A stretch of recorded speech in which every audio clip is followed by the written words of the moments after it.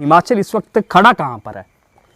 देखो अब ये भ्रष्टाचार पर खड़ा हुआ है, भ्रष्टाचार पर। वर्तमान में 68 विधायक हैं, उनकी कोई सोच नहीं है, बस एक ही है कि पैसा कैसे कमाना है, पैसा कहाँ करना है, बस। हमारा जो राज्य है वो चला कौन रहा है? मतलब अगर देखा जाए माफिया जो नासी जो हमारा जो हिमाचल है वो माफी चला रहा है, जो अधिकारी हैं वो भी माफिया के अंडर है, यानी कि बेलगाम घोड़ा हो गया जो है, अब ये बेलगाम घोड़ा है बस। जब मुझे इनके बारे में इंट्रोड्यूस करवाया गया तो उन्होंने कहा कि मैं आपकी एक मुलाकात करवाना चाहता हूँ एक ऐसे शख्स से जिन्होंने 30-35 साल से अन्न ग्रहण नहीं किया है। 38 ईयर्स। जब वहाँ के अधिकारी आए बोले कि यार मैंने सुना कि भैया तुम तो कुछ खाते भी नहीं हो, तो फिर ये भूख हड़ताल में तुमने किस चीज़ की भूख हड़ताल रखी है? तो मैंने उनको जवाब दिया था कि जो मैं खाता हूँ मैं उसके लिए हड़ताल की, वो मैं नहीं खा रहा हूँ। अब बिशनदास जी विधायक बेचारे, उनके पास देखो ना तो बेचारों को पैसे होते हैं, पता नहीं कहाँ से वो चंदा इकट्ठा करके चुनाव लड़ते हैं, वो गरीब लोग होते हैं, वो ज़मीन से जुड़े हुए लोग होते हैं, उन्होंने समाज की सेवा करनी होती है, तो 1 लाख रुपया तो बनता ही है ना। हाँ जी, क्योंकि वो जो नरेगा में लगा हुआ ना 300 रुपये लेने वाला वो अमीर होता है। अच्छा। और 1 लाख रुपये जब गरीब होते हैं। ठीक है, हाँ समझ गए। पर मुझे ये बताइए कि हिमाचल का कौन सा ऐसा विधायक या MP है जिसे सोचकर आपको लगता है कि वाह ही इज द लीडर, इसके पास एक दूरदर्शिता है, ये बंदा हमारे हिमाचल के लिए बिल्कुल सही है? मुझे तो नहीं लगता। इतने मंत्री 68 MLA 68 में मुझे कोई नहीं लगता, और भूतपूर्व कई सारे गए, उनकी तो बात ही छोड़ो ना। हाँ, मुझे खुशी होती है हमारे हिंदुस्तान में एक नेता है जोगी, जोगी जैसा भगवान ने क्यों दूसरा पैदा नहीं किया? काश हमारे हिमाचल में कोई जोगी पैदा होता। 100 में से अगर मैं बात करूं कि कितने प्रतिशत अधिकारी ऐसे होंगे जो मैं प्रश्न पूरा कर रहा हूं, जो हिमाचल के लिए कार्य करते हैं? कितने प्रतिशत ऐसे अधिकारी हैं जो माफिया और खुद के लिए कार्य करते हैं, और कितने ऐसे जो कुछ करते ही नहीं है? एक हमारे थे संजीव गांधी जी, SP संजीव गांधी ऐसे, वो इस महकमे में बहुत अच्छे थे। उन्होंने सरकार ने देखा जो कम हो रहा, उन्होंने सब बदल दिया। तो सरकार ही नहीं चाहती अच्छा काम हो, तो हम देखो इन विधायकों को कैसे हम उम्मीद कर सकते हैं? बेरोजगारी क्या हिमाचल में है, या अगर है तो उसका इलाज क्या है? कि एक भी आदमी रेडी वाला हमारा हिमाचल का लड़का नहीं है। या क्यों नहीं कमा रहे हो आप? सारे भैये UP से बिहार से आए हुए हैं, BA कर लिया, पता नहीं क्या उन्होंने सर्टिफिकेट आ गया जी का, हम काम ही नहीं करेंगे। मुझे सिर्फ 7 या 8-10% अधिकारी हैं जो काम करते हैं, जो देश के लिए, जो समाज के लिए जी रहे हैं, बाकी नहीं है। बाकी माता का यानी कि तनख्वाह ले रहे हैं। अब देखो खनन विभाग, देखो सरकार को मुझे समझ नहीं आती क्यों लगाया हुआ खनन विभाग? 58 साल बाद जैसा रही ना, क्यों? कि इन्होंने ना आने वाले जो बच्चे हैं ना उनका इन्हें ऑक्सीजन खत्म ही कर दिया इन्होंने। पेड़ नहीं लगाया इन्होंने, पेड़ काटना शुरू किया। प्रार्थना करता हूँ कि प्रभु जी जब भी मुझे मिले तो मैं कहता हूँ कि मुझे कुछ नहीं चाहिए, मुझे जोगी जैसा यहाँ नेता तैयार कर दो हिमाचल में, हमारा हिमाचल ठीक हो जाएगा। ये तो महात्मा गांधी का प्रस्ताव पड़ा हुआ है ना कि हिंसा मत करो, शाम को मुर्गा बनाना है। हमारे कितने विधायक हैं, कोई नहीं काम कर रहा, कोई काम नहीं कर रहा बस। लेकिन भगवान को छोड़ेगा नहीं, शराब चलेगी, सब कुछ चलेगा, हाहाकार चलेगी। कितनी या एक उद्घाटन के लिए 50-100 गाड़ी आती है इनके पीछे, क्यों जाते हैं यार? मास्टरों का एक दबदबा था कि क्या इज्जत थी। मतलब आज स्टेटस ऐसा क्यों है? जो हमारे सरकारी टीचर थे ना, उन्होंने अपने सिर पर बोझ लिया ही नहीं कि हमने समाज को आगे बढ़ाना है। गीता के बारे में बताते, रामायण के बारे में बताते, सनातन के बारे में कोई बताया ही नहीं इन्होंने, बस मुगलों के पीछे लगे रहे। 2 ही पार्टी हैं, कांग्रेस है, BJP है। और इन दोनों पार्टियों को पता है 5 साल तुम राज करो, 5 साल हम करेंगे, करना कुछ हमने इन्होंने नहीं। प्रार्थना करूंगा कि प्रभु जी इस बार जब इलेक्शन आए तो एक जोगी जैसा हमें CM दे दो। पार्टी को 5 करोड़ रुपया वो कहाँ से लाके देगा, तब टिकट मिलेगी? कमाऊ पुत्र हैं जी, कमाऊ पुत्र हैं जिनको कमा कर देते हैं सरकार। सही कहा भाई। अगर लोकल बंदा जो है वो दुकान 1000 रुपया या 2000 रुपये किराए पे ले पाता है मार्केट में, तो बाहर से आया व्यक्ति जो है वो 5000, 8000, 10,000 तक देने को तैयार है। तो ऐसी स्थिति में हिमाचल का व्यक्ति, हिमाचल का यहाँ का मूल निवासी, जिसकी बेटी बाद में निकाले वो लेके भागने वाले हैं, वही 5,000, 8,000, 10,000 में वो दुकान दे देते हैं लालचवश।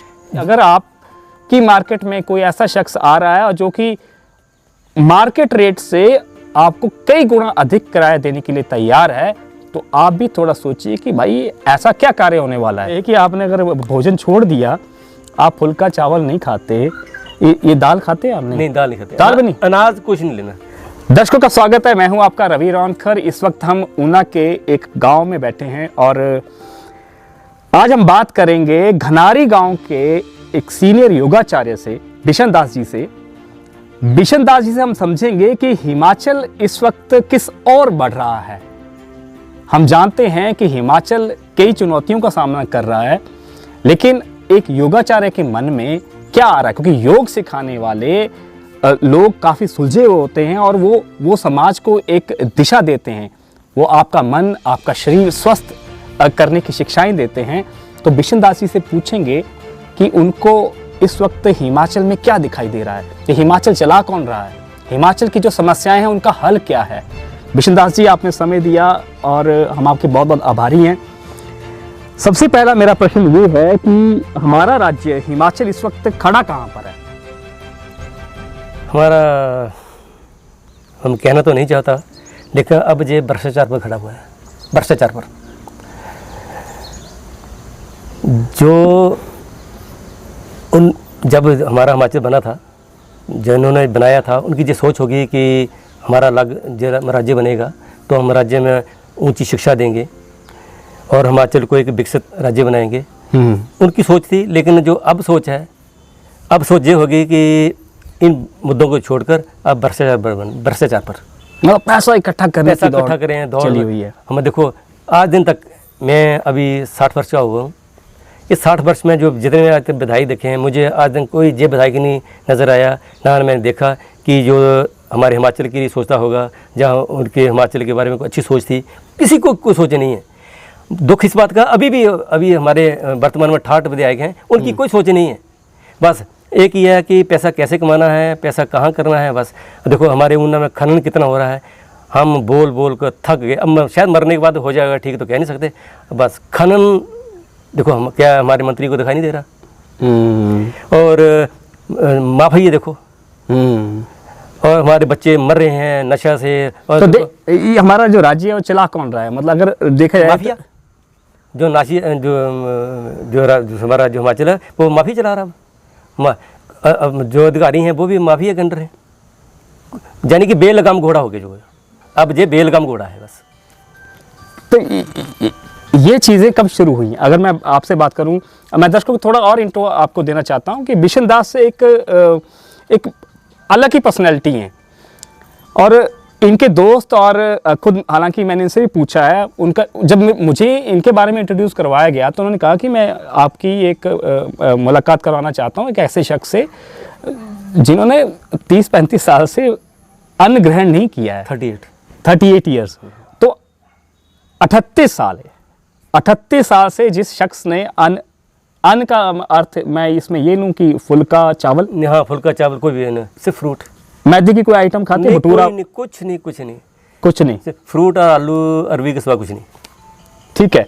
तो जब मुझे इनके बारे में ये इंट्रोडक्शन मिली तो मुझे लगा कि ये कार्य करना कोई आम व्यक्ति नहीं कर सकता।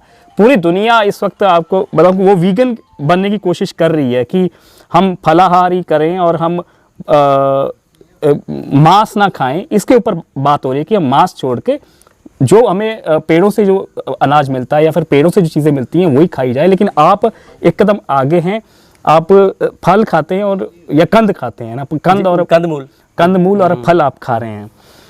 तो और इनका मैं आपको बता दूं कि बिशन दास जी सन 2013 में आप लगभग 42 डेज है ना, 42 दिन आप भूख हड़ताल रखी थी। भूख हड़ताल आपने रखी थी।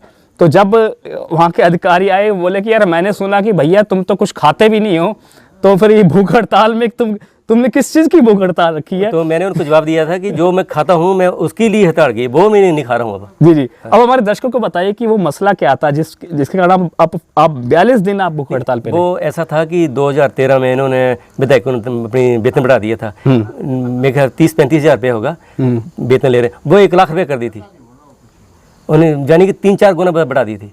तो मैंने सरकार को, सीएम को भी लिखा, उन्हीं को बात बनी। फिर इनको मैं डीसी साहब को लिखा, सॉरी एसडीएम साहब जी को, कि मैं ऐसे हड़ताल कर रहा हूँ कि इनको मनाइए। इन्हें जो माने नहीं। हमारा देश था जो हम एक पैसा मतलब दूसरे इकट्ठा करते हैं एक टैक्स के रूप में, तो जो सारे विधायक ही हारे हैं। तो फिर किस लिए हमने जीना है? जो विधायक ही जिंदाबाद। बिशन दास जी, विधायक बेचारे, उनके पास देखो ना तो बेचारों को पैसे होते हैं, पता नहीं कहाँ कहाँ से वो चंदा इकट्ठा करके चुनाव लड़ते हैं, वो गरीब लोग होते हैं, वो ज़मीन से जुड़े हुए लोग होते हैं, उन्होंने समाज की सेवा करनी होती है, तो 1 लाख रुपया तो बनता ही है ना। हाँ जी, हाँ जी, हाँ जी, हाँ, क्योंकि वो जो नरेगा में लगा हुआ ना 300 रुपये लेने वाला, वो अमीर होता है। अच्छा। और 1 लाख रुपये जब गरीब होते हैं। ठीक है, हाँ समझ गए। तो दर्शकों, बिशन दास जी के चिंतन के बारे में बात बताऊं तो बहुत कम लोग हैं, हालांकि लोग होंगे, हर आपके इलाके में भी कुछ ऐसे लोग होंगे जो हिमाचल के बारे में प्योर हार्टेडली, सच्चे मन से वो प्रार्थना करते हैं, उनके बारे में चिंतन करते हैं कि हमारा राज्य जो है वो सही दिशा में जाए। तो मैं ऑफ कैमरा भी उनसे ये प्रश्न पूछ रहा था, हालांकि अभी आपने इसका थोड़ा सा उत्तर दे भी दिया, पर मुझे ये बताइए कि हिमाचल का कौन सा ऐसा विधायक या एमपी है जिसे सोचकर आपको लगता है कि वाह, ही इज द लीडर, इसके पास एक दूरदर्शिता है, ये बंदा हमारे हिमाचल के लिए बिल्कुल सही है। ऐसा कोई नेता आप अभी या पीछे कोई आप जिसके बारे में हम जानते हैं, बताइए हमारे दर्शकों को। मुझे तो नहीं लगता। कितने मंत्री, 68 एमएलए, 68 में मुझे कोई नहीं लगता। और भूतपूर्व कई सारे गए, उनकी तो बात ही छोड़ो ना, उनकी बात ही छोड़ो। अब मैं नाम लेता हूं, शांता कुमार, वीरभद्र सिंह, प्रेम कुमार धूमल, वाईएस परमार।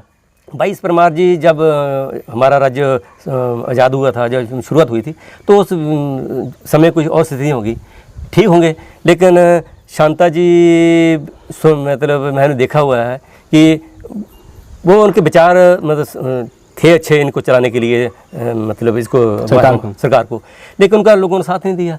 और उसके बाद तो मेरे को नहीं कोई लगता। वीरभद्र सिंह कुछ अच्छे थे इन लोगों से, कुछ मैं उनको सनातनी मानता हूँ, वो कुछ मतलब मैं उनसे मिला हूँ, कई बार मैं उनसे मिला हूँ, मैं उनसे अक्सर ये बातें करता रहता था। तो सनातन के बारे में वो जानी गई, उनकी दयालुता होती थी कि ये है।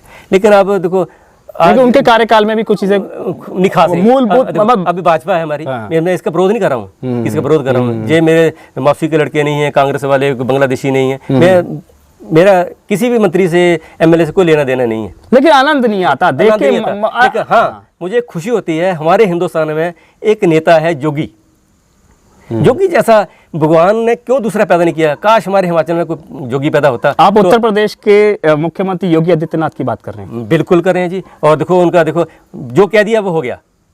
मैं कहता हूँ जो खनन विभाग जो भी बना हुआ है ना, जो बदमाशी बता रहा है, जो कैसे करें, काश जोगी जो होते, मैं कहता हूँ जो अपनी गुफा में ना घुस के होते जी।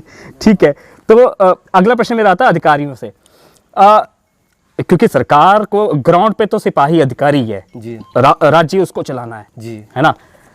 तो क्या अधिकारी आपको कैसे लगते हैं कि 100 में से अगर मैं बात करूं कि कितने प्रतिशत अधिकारी ऐसे होंगे जो मैं प्रश्न पूरा कर रहा हूं, जो हिमाचल के लिए कार्य करते हैं? कितने प्रतिशत ऐसे अधिकारी हैं जो माफिया और खुद के लिए कार्य करते हैं, और कितने ऐसे जो कुछ करते ही नहीं है? देखो जी, जो पुलिस विभाग है ना, इसमें सिर्फ बहुत ही दुख होता है 8 या 10 प्रतिशत जो है, जो अधिकारी जो इनके सिपाही हैं जो अच्छे हैं। बाकी मैं तो चाहता 90, क्यों हम इनको एक बार सुझाव, मैं कंप्लेंट कभी नहीं करता किसी की, खनन होता मैं कंप्लेंट नहीं करता, सुझाव देता हूँ यार ऐसे नहीं ऐसा करो, जे उल्टा मेरे घर आ जाएंगे। तो खनन के खिलाफ आप जब आवाज उठाते रहे तो पुलिस से आपको कोई मैत्री नहीं मिला, सहयोग नहीं मिला। एक हमारे थे संजीव गांधी जी, एसपी संजीव गांधी ऐसे, वो इस महकमे में बहुत अच्छे थे, लेकिन जो मैं उनको सुझाव देता था वो मेरी मान लेते थे सुझाव से। और उन्होंने जब मैं सुझाव भेजने शुरू किए तो उन्होंने, सरकार ने देखा जो काम हो रहा, उन्होंने सब बदल दिया। तो सरकार ही नहीं चाहती अच्छा काम हो, तो हम देखो इन विधायकों को कैसे हम उम्मीद कर सकते हैं। यानी कि अच्छा अधिकारी जो कार्य कर रहा है, हाँ, उसको तुरंत वहां से हटाओ भाई, हटा लेते हैं ये। ठीक है, तो अक्सर नेता की बात करते हैं बेरोजगारी, तो एक योगाचार्य है, क्योंकि आप घूमते हैं, आप देखते हैं, आप नौजवानों से आपका लगातार संपर्क रहता है, और बेरोजगारी क्या हिमाचल में है, या अगर है तो उसका इलाज क्या है? देखो बेरोजगारी इस बात को मानना पड़ेगा तो है, लेकिन आज के जो लड़के हैं वो भी रोजगार अपनाना नहीं चाहते। हमारे ऊना में देखिए कि एक भी आदमी रेडी वाला हमारा हिमाचल का लड़का नहीं है। या क्यों नहीं कमा रहे हो आप? सारे भैये यूपी से, बिहार से आए हुए हैं। तब तुम 100 में से एक लड़का भी मतलब हमें मिल जाए तो बहुत खुशी होती है। नहीं तो ऊना की बात करिए तो पूरे हिमाचल प्रदेश में भरमार है, पूरे हिमाचल में और अच्छा खासा धन लेके जाते हैं, रेडी वाले भी अच्छा खासा पैसा कमाते हैं। शाम को कम से कम 800-1000 रुपये बना लेता है जी, मैं इनसे बात करता रहता हूँ और अक्सर जो हमारे कैंप में योग जब लगाते हैं, ये तो आपने सिर्फ एक रेडी कही, उसके बाद बहुत सारे मतलब रेडी में बहुत सारा आ गया, फूड आइटम्स आ गई। देखो हमारी दुकानें करो आप, या फूड की दुकानें करो आप, कितना अच्छा इसमें धंधा है, लेकिन नहीं करते लड़के, करते नहीं, बस एक ही है BA कर लिया, पता नहीं क्या उन्होंने सर्टिफिकेट आ गया जी का, हम काम ही नहीं करेंगे, बस प्रॉब्लम ये है हमारी। और एक क्रेज और है कि गवर्नमेंट सर्विसेज की तरफ, सरकारी नौकरी की तरफ अत्यधिक क्रेज है। वहाँ 4000 की नौकरी मिलेगी, लेकिन तो वो नौजवान सोचे कि मैं वो पकड़ लेता हूँ, काम नहीं करना ना, इंस्टेड ऑफ कि मैं कुछ अपना मैं कोई इजीली लाइफ है ना वो। हाँ। सर जो नौकरी करे वो इजीली लाइफ है।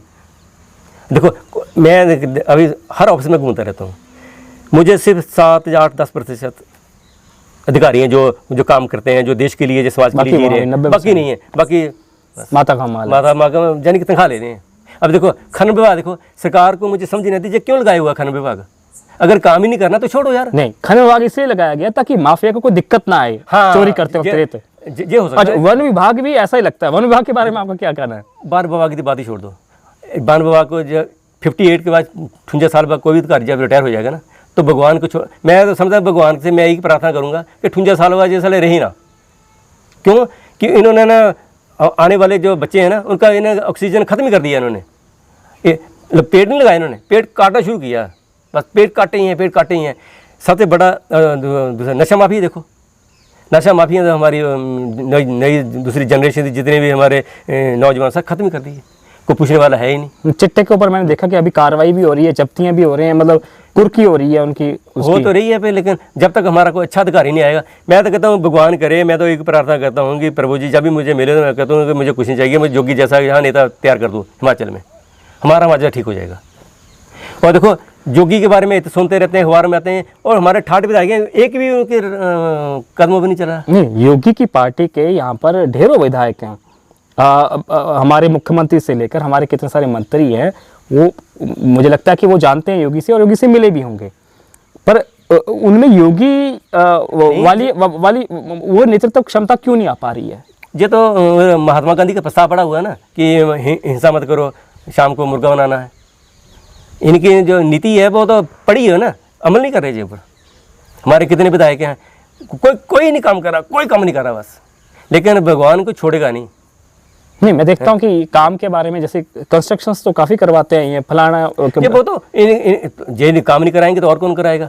अच्छा एक पुल है, वो तो सरकार को बनाना पड़ेगा, जो विधायक कहेगा मैं बनाया जाए, वो तो बनाना ही है, वो तो बनाना ही है, वो तो रूटीन में आ रहा है ना वो। हाँ, उसका ये काम है कि जब वो उद्घाटन होगा तो देखो जब उद्घाटन होगा ना, ये नहीं कहेंगे यार जो हमारा 1 लाख रुपये का जो खर्च है ना सरकार में पब्लिक में बांट दो, नहीं, वो शराब चलेगी, सब कुछ चलेगा, हाहाकार चलेगी। कितनी जहाँ एक उद्घाटन के लिए 50-100 गाड़ी आती है इनके पीछे, क्यों जाते हैं यार?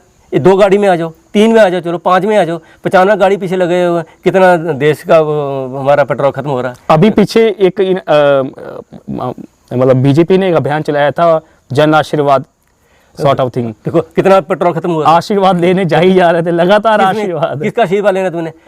आशीर्वाद भगवान देता है, पब्लिक खुद दे देगी, लेकिन तुम्हारे काम अच्छे हो, आगे काम अच्छे हैं नहीं तो क्या करें फिर। शिक्षा की बात करते हैं कि मुझे याद है कि सरकारी स्कूलों से ही हम पढ़े हैं, पहले स्कूलों का जो स्तर था, एजुकेशन वहाँ पर इतनी अच्छी मिलती थी, और मास्टर अधिकार जो टीचर होते थे उनके नाम बचते थे, मतलब कि वो असली गुरु थे। हाँ ना, वो मैं उन मास्टर से पढ़ा हूँ, मैं उन मास्टर से, मास्टरों का एक दबदबा था कि क्या क्या इज्जत थी। मतलब आज स्टेटस ऐसा क्यों है कि मैं ऊना की बात करता हूँ, जो शहरी अर्बन एरियाज में जो स्कूल हैं वहाँ सिर्फ प्रवासी बच्चे पढ़ रहे हैं, और जो हमारे गांव के स्कूल हैं या तो वो उनमें वहाँ पर स्ट्रेंथ कम होती जा रही है। तो आप शिक्षा का ये हाल क्यों हुआ, उसके पीछे क्या कारण देखते हैं? शिक्षा देखो, जो हमारे सरकारी टीचर थे ना, उन्होंने अपने सिर पर बोझ लिया ही नहीं कि हमने समाज को आगे बढ़ाना है।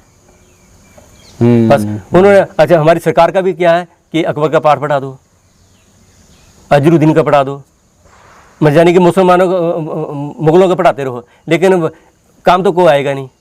सनातन के बारे में कोई, देखो जो हमारी गीता के बारे में बताते, रामायण के बारे में बताते, सनातन के बारे में कोई बताया ही नहीं इन्होंने, बस मुगलों के पीछे लगे रहे। सबसे बेड़ा करके तो पहले ये हुआ। एक तो आपका कहना था जो कंटेंट था, जो सिलेबस था, वो बहुत ही खराब है। क्योंकि मैं 11वीं कक्षा की किताब पढ़ रहा था इतिहास की, उसमें इतना बड़ा चैप्टर है, इस्लाम के ऊपर इतना लंबा चैप्टर है और ग्लोरीफाई किया गया है। जो आक्रांता थे, आक्रांताओं को उनका महिमा मंडन किया गया है वहाँ पर। अच्छा, सरकार हमारी कितनी बेवकूफ़ है, ठीक है, क्यों कर रही है ये तो सिलेबस की बात होगी। एक आपने टीचर्स के बारे में बताया कि टीचर्स ने पेन नहीं ली, टीचर ने पेन नहीं ली। हाँ जी, और पहले टीचर लेते थे, हाँ, जो अब लेटेस्ट लीजिए नहीं ले रहे, क्योंकि मैं स्कूल में कैंप लगाता हूँ, मेरे पास पता नहीं ना जाने कितने स्कूल है, मैं कितने बच्चे मेरे बने हुए हैं, लेकिन बच्चों में रुझान होता है। बच्चे कहते हैं गुरुजी आप 2 दिन ही लगाओ, 4 दिन लगाओ, लेकिन टीचर नहीं चाहते। टीचर नहीं कहते सर 2 दिन अब सर हो गया, सीख जाएंगे घर में, बस टीचर ही नहीं चाहते। ठीक है, कुछ स्कूल जो है वो एग्जाम्पल क्रिएट कर रहे हैं, लेकिन वो उनकी गिनती बहुत कम है। हमारे गनारी स्कूल है, गनारी के स्कूल की बहुत बढ़िया स्कूल है। एक तो वहाँ सारे पढ़े लिखे हुए हैं। हमारे गनारी, मैं अपने गांव की नहीं कर रहा हूँ, तारीफ कर रहा हूँ, गांव वाले न रखते हैं स्कूल पे, और गांव वाले जितने भी हमारे बुद्धिजीवी हैं वो कितना नजर रखते हैं, और वहाँ पर जितने भी टीचर हैं, पता नहीं भगवान का कोई ऐसा है कि वो सारे बहुत ही अच्छे हैं। मैं कहता हूँ डिस्ट्रिक्ट उन्नत में हमारे हिमाचल डिस्ट्रिक्ट नंबर 1 होगा हमारा गनारी स्कूल, है ना। हाँ जी, लेकिन वैसे स्कूल और भी हो सकते हैं, और भी है। जी जी जी जी, ठीक है सर। एक चीज़ और मैं आपसे पूछना चाहता हूँ कि राज्य अब आगे जाएगा कहाँ? मतलब इसको पीछे हमने देख लिया कि एमएलए जो हैं, मंत्री जो हैं, उनका चिंतन नहीं है, उनके अंदर जो आपने बोला कि योगी वाला फैक्टर नहीं है कि राज्य को जबरदस्त तरीके से पूरी ताकत के साथ, मतलब पूरी मेहनत के साथ आगे लेके जाना है। तो अब आप मुझे ये बताइए कि आगे क्या होने वाला है, हिमाचल कहाँ जा रहा है? अगले 10 साल में अगर ये होता रहा तो हिमाचल कहाँ पहुँचेगा और इसका इलाज क्या है? इसका इलाज कुछ नहीं है। जब तक ये हमारे विधायक, हमारी सरकार ही नहीं अच्छी आएगी ना, हम तो इस लोगों को ये कहते हैं यार अच्छे विधायक, सवाल कांग्रेस और बीजेपी का नहीं है यार, इंडिपेंडेंट कितने आज़ाद खड़े होते हैं, और आप उनको देखते ही नहीं हो। समाज सुधारक होते हैं और दूसरे बुद्धिजीवी होते हैं, उन लोगों उनको देखते नहीं है। बस 2 ही पार्टियाँ हैं, कांग्रेस और बीजेपी है, और इन दोनों पार्टियों को पता है 5 साल तुम राज करो, 5 साल हम करेंगे, करना कुछ हम है, इन्होंने नहीं, और देश ऐसे चलेगा। तो मैं तो भगवान से प्रार्थना करूंगा कि प्रभु जी इस बार जब इलेक्शन आए तो एक योगी जैसा हमें सीएम दे दो, बस हमें कुछ नहीं चाहिए। तो ठीक है, योगी जैसा सीएम जो वो आसमान से नहीं टपकेगा, तो वो तो होगा तो हिमाचल में ही। तो क्या कुछ ऐसे चेहरे आप देखते हैं कि ऐसे लोग हैं? हाँ, इस बार परखेंगे हम। ऐसा इस बार ऐसे चिंतन वाला व्यक्ति क्या आपको दिखाई दे रहा है हिमाचल में, जो चाहे वो पॉलिटिक्स में है चाहे नहीं है? क्या ऐसे लोग हैं उनको हम इस चुनावों में लाएंगे, और पार्टी वालों से बात करेंगे, यार इनको टिकट दो, अच्छे आदमियों को, अपने जो सीटें हैं उनको मत दो यार, जो कि जितने की सीटें जो 6 साल से जीत रहा है, जो 7 साल से जीत रहा है, या किया क्या इसने? तो 5 करोड़ रुपया कहाँ से लाएगा वो? पार्टी को 5 करोड़ रुपया वो कहाँ से लाके देगा? तब टिकट मिलेगी। बस यही तो कारण है हमारा डूबने का, सबसे बड़ा मेन कारण यही है हमारा डूबने का, कि जो ऊपर बैठे हुए ना, जे इनसे देखते रहते हैं, जे इनके कमाऊ पुत्र हैं, कमाऊ पुत्र हैं, जिनको कमा कर देते हैं सरकार। सही कहा आपने कि नेता लोग जो है वो पार्टियों के लिए कमाऊ पुत्र भी हैं। हाँ जी, सत्ता में बने रहना है। कुछ और मुद्दे हैं जिनसे मैं बात करना चाहता हूँ, खास करके अभी धर्म परिवर्तन का एक मसला चल रहा है। हाँ जी, एक के बाद एक हर रोज अमूमन ये किस्से हो रहे हैं कि बाहर से लड़के आते हैं, मुस्लिम लड़के, यहाँ की लड़कियों को 18 साल 1 महीना। मैं दर्शकों आपको बता दूं कि मैक्सिमम जो केसेस हुए हैं लव जिहाद के, उसमें जो लड़कियों की जो उम्र पाई गई है वो है 18 साल 2 हफ्ते, 18 साल 6 महीने, 18 साल 1 महीना। कहने का मतलब ये है कि जैसे ही वो बालिग होती है लड़की, वो गायब हो जाती है। ये एक बड़ा ऑर्गेनाइज तरीके से हो रहा है, और मैक्सिमम तादाद, मोर देन 90% मामलों में लड़कियां हिमाचल से बाहर चली जाती हैं और बाद में परेशान होकर कैसे आती हैं। हालांकि एक होता तो ऐसे है कि घर वाले बोलते हैं हमारे वास्ते कुड़ी मरी गई हो, उसका क्या होता है क्या नहीं होता है गॉड नोज। पर आपका इस पे धर्म परिवर्तन पे क्या कहना है? देखो, इसका एक ही हाल है कि बाहर का कोई भी आदमी हो, जैसे भैया आ रहे हैं, एक किसी का कार्ड है किसी के पास, सरकार हमारे थाने क्या कर रहे हैं, जो हमारी 5-6 NGO हमारी काम कर रही हैं इनके ऊपर, हम काम करते हैं, लेकिन हमें सरकारी सपोर्ट नहीं करती। मैं अपने गांव में किसी आदमी को घुसने नहीं देता, उसके बाद आई कार्ड हो चाहे ना हो, घुसने नहीं देता, अभी पुलिस से परमिशन लेकर आओ नहीं। तो जो साथ वाले लोग होते हैं, या आपको क्या तकलीफ है, ऐसे लोग जो होते हैं वो गुमराह करते हैं, इनको सपोर्ट करते हैं, इनको ऐसे लोग सपोर्ट करते हैं। विशेष सर मैं कमेंट्स पढ़ रहा था, एक मैंने अभी स्टोरी की थी, हिंदू जागरण मंच के महामंत्री हैं कमल गौतम। तो कमल गौतम ने इस क्षेत्र में बहुत कार्य किया है, सराहनीय कार्य किया है। तो वहाँ पर नीचे कमेंट आ रहे थे, तो मैक्सिमम कमेंट ये थे कि भाई अगर लोकल बंदा जो है वो दुकान 1000 रुपया या 2000 रुपये किराए पे ले पाता है मार्केट में, तो बाहर से आया व्यक्ति जो है वो 5000, 8000, 10,000 तक देने को तैयार है। तो ऐसी स्थिति में हिमाचल का व्यक्ति, हिमाचल का यहाँ का मूल निवासी, जिसकी बेटी बाद में निकाले वो लेके भागने वाले हैं, वही 5000, 8000, 10,000 में वो दुकान दे देते हैं लालचवश।